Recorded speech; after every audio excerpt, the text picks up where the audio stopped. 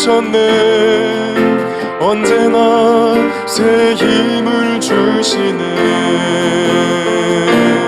자, 이어서 참회의 고백을 할 건데 전도사님이 사회자 부분을 할게요. 그럼 여러분이 회중 부분을 해주세요. 마스크를 껴서 말하기 좀 힘들겠지만, 우리는 온 마음과 정신과 힘을 다하여 주님을 사랑하지 않았으며 자신처럼 이웃을 사랑하지 않았고 용서받은 것처럼 남을 용서하지 못했나이다. 예, 고맙습니다. 눈을 감고 10초간 침묵으로 기도하겠습니다. 우리의 모임 중에 임하신 하나님 영광 아름다워라. 존귀한 왕이 여기 계시니 사랑하며 섬기리. 네, 자리에 앉겠습니다. 네. 자, 이 시간에는 우리를 대표해서 김선희 선생님 나오셔서 기도해 주시겠습니다. 예수 나의 전부, 예수 나의 소망, 날마다 고백하기를 소망합니다. 예수님의 이름으로 기도드렸습니다. 아멘. 지난주에 이어서 사도신경의 내용을 함께 나누고자 합니다. 사도신경이라는 말을 우리가 많이 쓰지만 또 아마 의미를 잘 모르고 썼을 텐데, 예수님의 첫 번째 제자들, 그 사람들을 사도라고 부른다고 이렇게 생각하면 될 것 같아요. 예, 그런 사람들이 맨 처음으로 예수님을 경험했던 내용들, 그래서 예수님을 믿는다는 건 이런 거구나, 여러 가지 얘기를 들었는데 아주 짧게 요약된 게 사도신경이라고 이렇게 생각하면 될 것 같아요. 사실 제가 사도신경을, 이 단어의 뜻을 이렇게 설명하는 게 사실 역사적으로 그렇게 완벽한 설명은 아닐 수 있지만, 그래도 우리는 그 정도의 의미만 우선 기억해도 될 것 같아요. 아무튼 사도신경에 따르면 하나님은 전능하신 분이고 또 천지를 만드신 분이고, 다시 말해서 창조하신 분이고 또 아버지인 분이라고 지난주에 말씀을 나누었어요. 오늘 살펴볼 부분은 그 외아들 우리 주 예수 그리스도를 믿사오니, 이런 부분이에요. 준기야, 너 외아들이야 혹시? 위에 또 누구 있어? 준모가 외아들이구나. 준모 외아들이고, 여기 외아들 외동딸은 없네요. 근데 주아랑 효주는 형제 자매가 너무 많아서 가끔은 외동이었으면 좋았겠다는 생각을 가끔 해봤을 때가 있나요 혹시? 이렇게 보통 물어보면 형제가 너무 많은 집은 부모님의 사랑이 분산되니까 막 이게 좀 그런, 외동이었으면 좋았겠다 생각하기도 한다고 그러더라고요. 근데 막상 또 외동한테 물어보면 언니 있었으면 좋겠다 뭐 이런 얘기도 하는데, 사도신경은 예수님을 하나님의 외아들이라고 소개하고 있잖아요. 우리 준모가 왔으면 참 좋았을 텐데, 이 말이, 그러니까 예수님이 하나님의 외아들이었다는 말이 준모처럼 하나님에게 귀여운 외아들이 하나 있었다는 그런 말일까요? 한번 생각을 좀 해보세요. 근데 우리가 좀 질문을 좀 더 확장해서 던져볼 수 있는 게, 하나님이 아버지라는 말이 하나님이 남자라는 건 아니라고 지난주에 우리가 배웠잖아요. 근데 남자도 아니고 여자도 아닌 분이 어떻게 아들이 있죠? 네. 그리고 엄마는 또 누구예요? 엄마. 예수님 엄마. 이때 또 좀 대충 교회를 다닌 사람들은 마리아 아닌가요? 마리아? 근데 마리아 남편은 요셉이잖아요. 근데 왜 하나님이 외아들이 있는데 그게 또 예수님이고, 예수님의 엄마는 마리아인데 그 남편은 왜 요셉이지? 네. 복잡하죠? 미안해요. 아침부터 또 머리 아프게 해서. 제가 그냥 일부러 이렇게 질문을 우리 친구들에게 해보는 거예요. 우리 친구들이 아마 습관적으로 사도신경 외웠을 텐데, 사실 그냥 막 외우고 그냥 막 저 믿어요 이러면 안 되는 거거든요. 그래서 제가 일부러 좀 흔들어 보는 거예요. 도대체 우리가 뭘 믿는지. 그냥 믿지는 않았으면 해서 괜히 그냥 한번 해보는 소리인데, 아무튼 예수님이 하나님의 외아들이었다는 거는 가령 준모처럼 귀여운 외아들이셨다는 게 아니라, 이게 좀 말이 어려울 수 있지만 2000년 전에 그 유대 땅을 거닐었던, 그 이스라엘 땅을 거닐었던 예수라는 남자는 하나님과 완전히 하나가 된 분이라는 뜻이에요. 예수님이 하나님의 아들이라는 뜻이. 예수님 당시에 2000년 전에 사람들이 예수님을 딱 봤는데, 우리처럼 성경을 통해 보는 게 아니고 실제로 설교하시고 병든 자를 고치시고 정말 사회적 약자들과 같이 밥 먹으시는 예수님을 봤더니 하나님이 이런 분이구나 느껴지는 거예요. 하나님이 누구신지 예수라는 사람을 봤더니 답이 나와버렸어요. 그래서 그 당시 사람들은 하나님이 어떤 성품인지 어떤 생각을 가진 분인지를 더욱 뼈저리 여실히 알게 되었어요. 아, 예수님을 봤더니 하나님은 그런 분이구나 알게 된 거죠. 그래서 맨 처음에 예수를 믿었던 사람들은 그런 의미를 담아서 예수님을 하나님의 아들이다 라고 고백하기 시작했어요. PPT 한 장 넘겨주시면요, 제가 말씀한 구절 읽어줄게요. 네, 골로새서라는 신약 성경에 아무도 하나님을 보지 못했으나 예수님께서 하나님의 모습을 보여주셨습니다.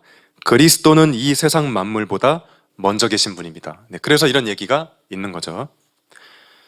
다시 정리하면 하나님한테 귀염둥이 아들이 있었다는 게 아니고 사람들이 예수님을 봤더니 아, 하나님이 이런 분이구나 느껴졌어요. 그래서 예수님한테 당신은 하나님의 아들입니다 이렇게 얘기했다는 거예요.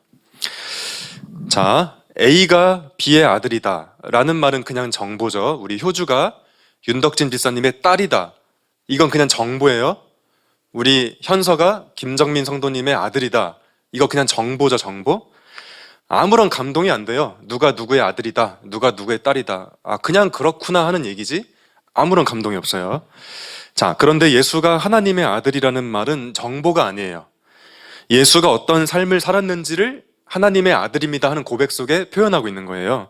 예수님은 하나님을 드러내는 삶을 살았고, 그래서 이게 무슨 말인지 이해하면 예수님이 하나님의 아들이라는 이 사도신경의 고백과 또 성경의 내용이 그냥 단순히 A는 B의 아들이다 하는 이 정보가 아니고 어떤 의미를 담아서 그 고백을 하고 있다는 것을 우리가 알게 되고, 이게 무슨 말인지 이해되면 예수님은 하나님의 외아들이다 하는 게 굉장히 위력적인 말이 되어서 다가오죠.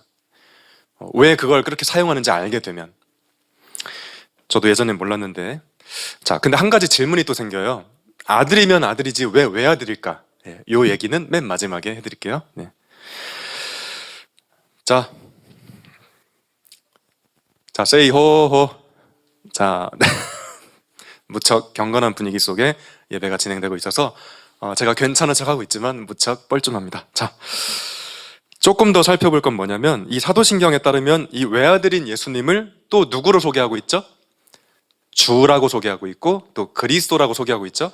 그 외아들 우리 주 예수 그리스도를 믿사오니, 이 주는 주인님 할 때 그 주예요.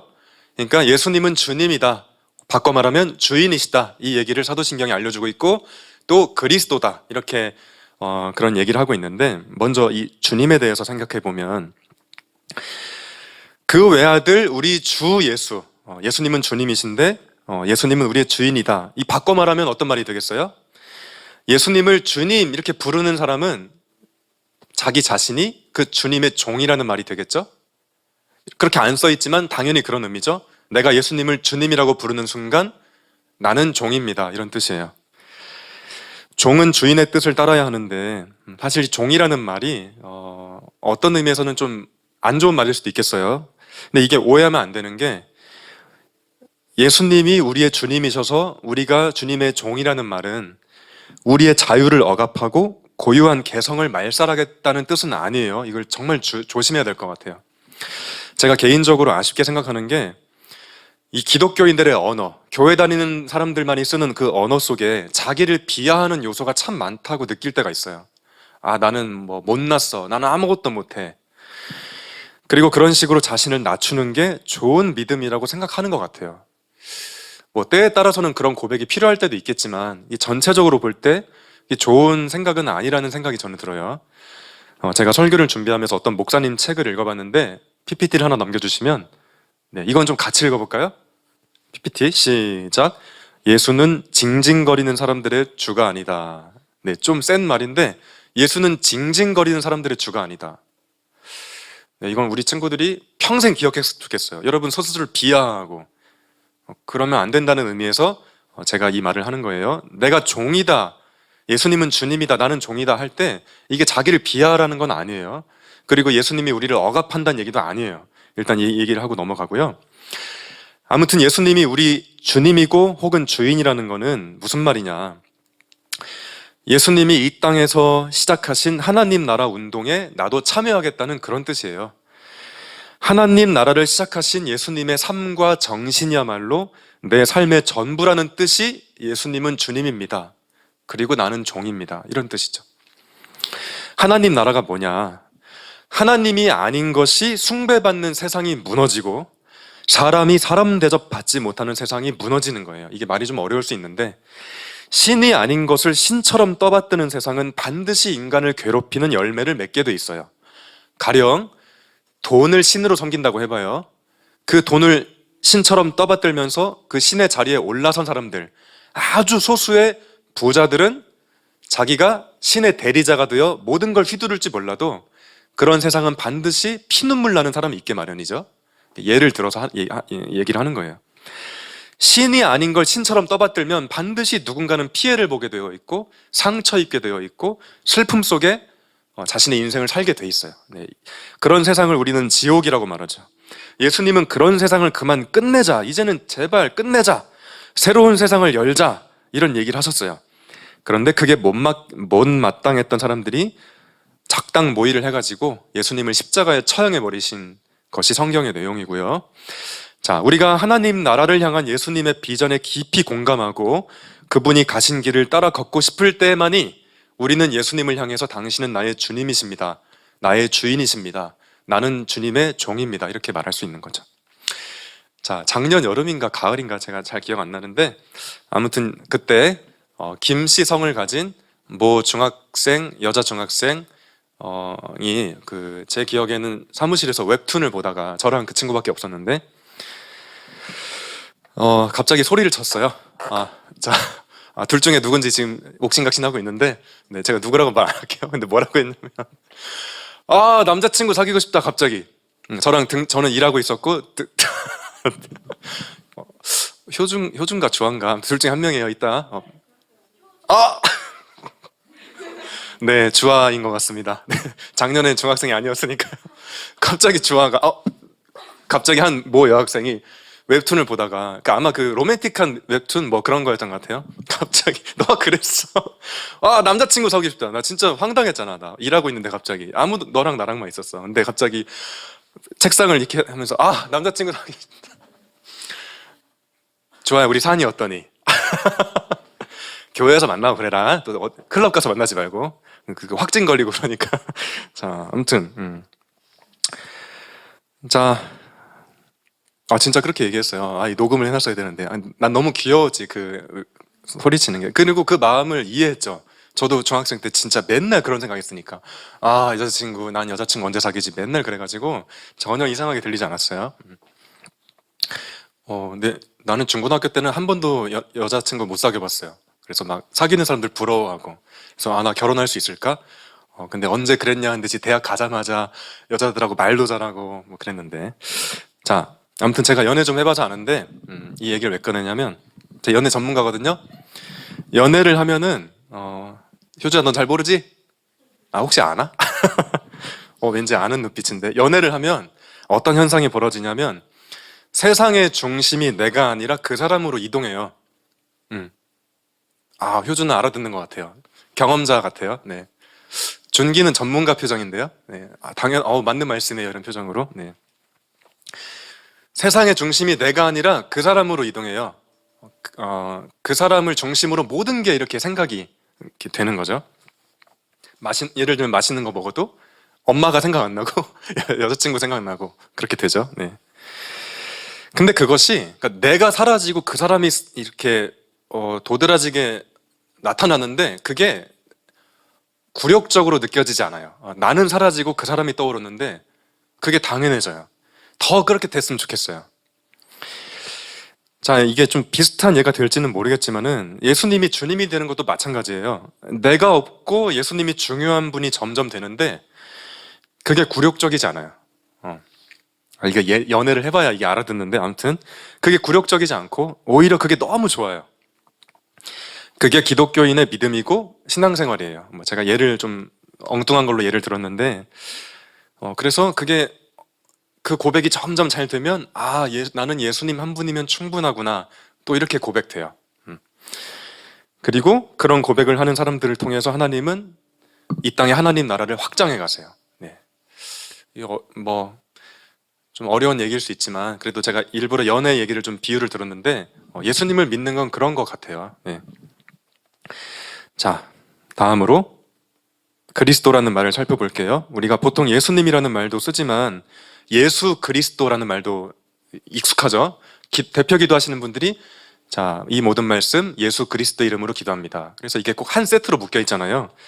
미국 영화 보면 이게 사실 이게 좋은 건 아닌데 막 흑인들이 막 혹은 백인들이 막 하다가 Jesus Christ 이런단 말이에요. 이거는 사실 예수 그리스도라는 말이긴 한데 그건 욕이라고 그래요.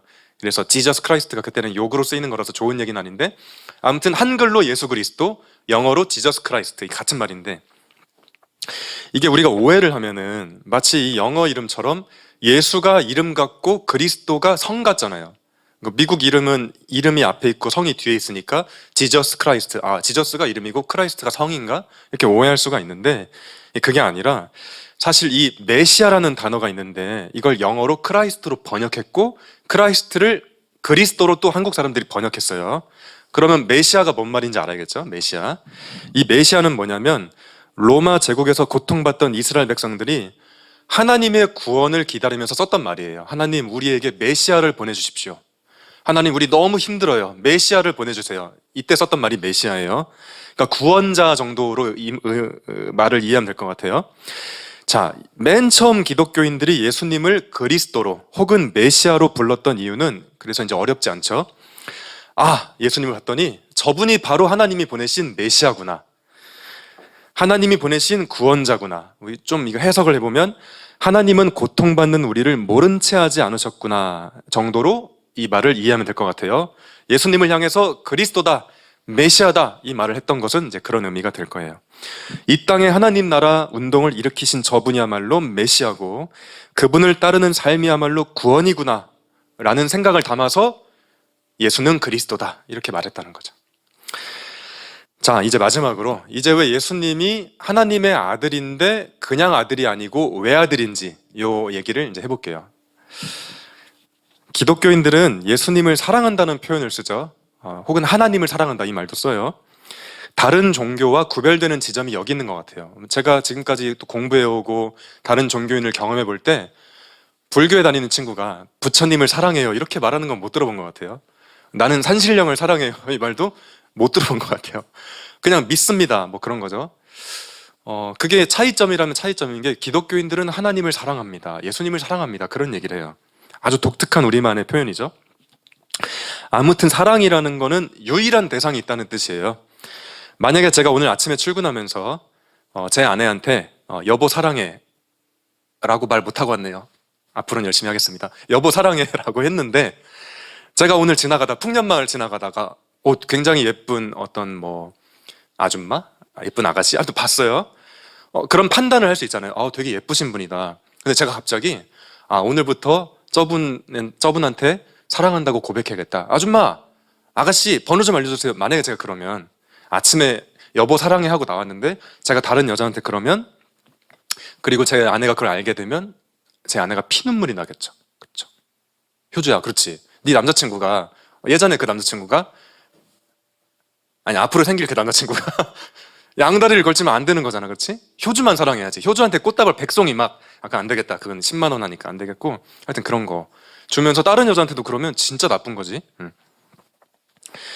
그냥 지나가다 예쁜 여자를 보면 예쁜 여자가 있네 하는 정보에서 딱 끝나야지. 우리 아내도 사랑하고 저 여자도 사랑하고 이거 말이 안 되는 거잖아요, 그렇죠? 자, 무슨 말이냐면 우리가 예수님을 사랑할 때 이것저것 다 사랑하고 그리고 어떤 한 부분에서 예수님을 사랑하는 거 아니에요. 기독교인들이 예수님을 사랑한다고 고백한다는 건 오직 예수님만을 사랑하죠. 오직 예수님만을. 그 하나님의 아들, 그리스도이신 하나님의 아들을 예수님은 기독교인들에게는 유일한 사랑의 대상이에요.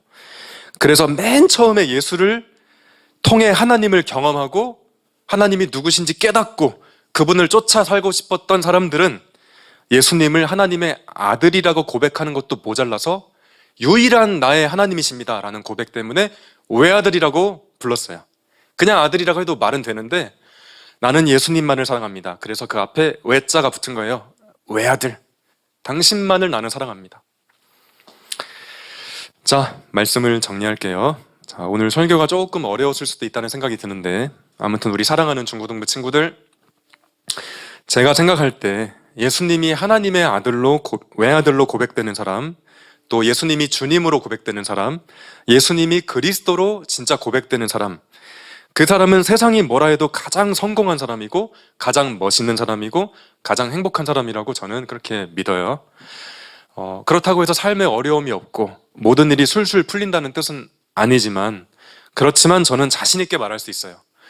예수가 가장 소중한 사람은 이미 성공한 사람이라는 것을. 저와 여러분이 그런 삶을 살면 참 좋겠다는 생각을 해보면서 말씀을 마치겠습니다.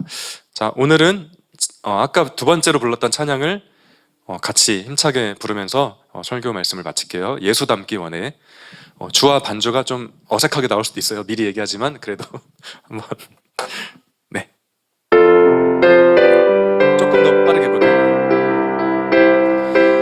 우리가 세상 사는 동안에 예수님 닮기 원하네. 가질 수 없는 건 많아도 주를 찬양해. 이 세상 모든 만물 변해도 변하지 않는 한 가지, 천지 만물 창조하신 주 예수 크신 사랑. 비록 작은 새 한 마리 있지 않는 주님, 우리와 늘 함께 계셔 돌보아 주옵소서. 세상 모든 영광 버리고 예수 따르기 원해. 거룩한 주의 말씀 깨달아 감사 찬양하세. 주님이 우리를 위하여 고난을 당하시며 생명의 깊은 사랑 알게 하신 예수 닮기 원해. 아멘. 자, 제가 지난주에 얘기했던 것처럼 지금 이렇게 예배가 좀 어수선하잖아요. 그래서 봉헌위원을 미리 세우기가 좀 힘들어요. 예배를 좀 코로나 때문에 나오기 힘든 친구들한테 내가 미리 부탁하기는 어려우니까, 그래서 나온 친구들 중에 즉석에서 이제 뽑는 걸 좀 이해해 주길 바랐는데, 우리 현서가 진짜 오랜만에 나왔으니까 우리 효주가 봉헌위원을 효주가 봉헌위원, 앞으로 남친이 생길 예정인 효주가, 자, 봉헌위원 하겠습니다. 사랑하는 구주 앞에 모두 드리네. 아멘. 하나님 봉헌위원으로 우리 귀한 효주가 섰습니다. 효주가 이 세상을 살면서 예수님을 사랑하고 예수님을 외아들로 고백하고 주님으로 고백하고 그리스도로 고백하는 것을 통해 이 어지러운 세상에 하나님 나라가 더욱더 확장될 수 있도록 우리 효주를 사용하여 주옵소서. 그 길을 걸어갈 때 성령으로 충만케 하여 주옵소서. 예수님의 이름으로 기도합니다. 아멘. 부활절 제5주를 맞이했습니다. 특별히 오늘은 어버이 주일인데 얼마 전에 어버이날이 있었죠. 우리 친구들이 개인적으로 어떻게 했는지 모르겠지만 부모님께 감사하는 마음을 다시 이렇게 좀 다지고 좀 점검하는 그런 하루가 됐으면 좋겠고, 가능하면 엄마 아빠 사랑해요라고 말도 한번 해보면 어떨까. 그 말이 하기 어려우면 문자로라도 하는 것도 괜찮을 것 같아요. 네. 자, 중고등부 모든 선생님들과 친구들을 다시 한번 축복하고요. 오랜만에 본 현서 진짜 너무 보게 돼서 고맙습니다. 이게 완전히 종식될 것을 기대했는데 갑자기 또 그 클럽 사건 때문에 좀 앞으로 사태가 어떻게 발전해 갈지 좀 걱정이 되긴 하는데, 하여튼 우리가 할 수 있는 최선은 여러분이 마스크를 잘 끼고 예배를 드리는 거예요. 그리고 제가 깜빡하고 사진을 이렇게 못 넣었는데, 어떤 의사 선생님, 그 코로나로 그 현장에 가 있는 의사 선생님 마스크, 장갑을 꼈던 이 마스크가 아니고 뭐죠? 장갑을 뺐던 사진을 봤는데, 그 목욕탕 사우나에 한 3시간 들어갔다 나온 것처럼 완전히 퉁퉁 부어 있더라고요. 그렇게 고생하고 있는데 좀 판단을 잘못해서 우리가 마스크도 대충 쓰고 다니고 어디서 왔어요? 번호 좀 알려주세요. 이러면 이게 좀 문제가 참 어려워지는 거죠. 그래서 우리 친구들 좀 힘들더라도 어디 가서나 이렇게 좀 밀폐된 지역에서는 꼭 마스크 잘 쓰는 게 중요할 것 같아요. 그 의사들이 너무 고생하잖아요, 그렇죠? 그리고 잘못하면 돌아가시는 분도 생기고 연세 있는 분들은 많이 돌아가시고. 제 4살짜리 아들도 어디 갈 때 마스크 써요. 진짜 너무 불쌍해요. 진짜 낑낑거리면서 쓰는 거예요. 그러니까 우리 친구들은 좀 애기는 아니니까 잘 좀 판단해서 사회적 그 어떤 지침들을 잘 지키길 바라고요. 그리고 우리 준모 외할아버지가 김종길 권사님이라고 계신데 며칠 전에 수술을 하셨어요. 뭐 수술은 잘 되셨다고 하는데 그래도 연세가 있는 할아버지니까 우리가 빨리 회복되도록 기도를 해드려야 되지 않을까 그런 생각이 들어요. 자, 다음 주 예배위원은 우리 선생님들이 지금 돌아가면서 기도를 해주기 시작하셨는데 선생님들이 조금 힘드실 것 같아서 제가 이 자리에서 제안을 하나 하는 거는 우리 성아랑 예주가 그 임원이니까 임원까지는 조금 그 로테이션을 돌아갔으면 좋겠어요. 그래서 이제 다음 주는 제가 주보에는 심경서 선생님이라고 했는데 일단은 회장이 먼저 해줬으면 좋겠고 혹시 개인적인 사정 때문에 못 올 것 같으면 나한테 미리 얘기를 해주면 좋을 것 같아요. 다음 주 기도는 우리 성아가 해주고 그 다음엔 예주가 하고 또 선생님들이 돌아가시면 되겠습니다. 자, 그래서 대표 기도만 그렇게 임원들과 선생님들이 돌아가시면 되겠고요. 돌아가면서 해주시면 되겠고요. 그 봉헌 기도는 제가 왜? 우리를 시험에 들지 말게 하옵시고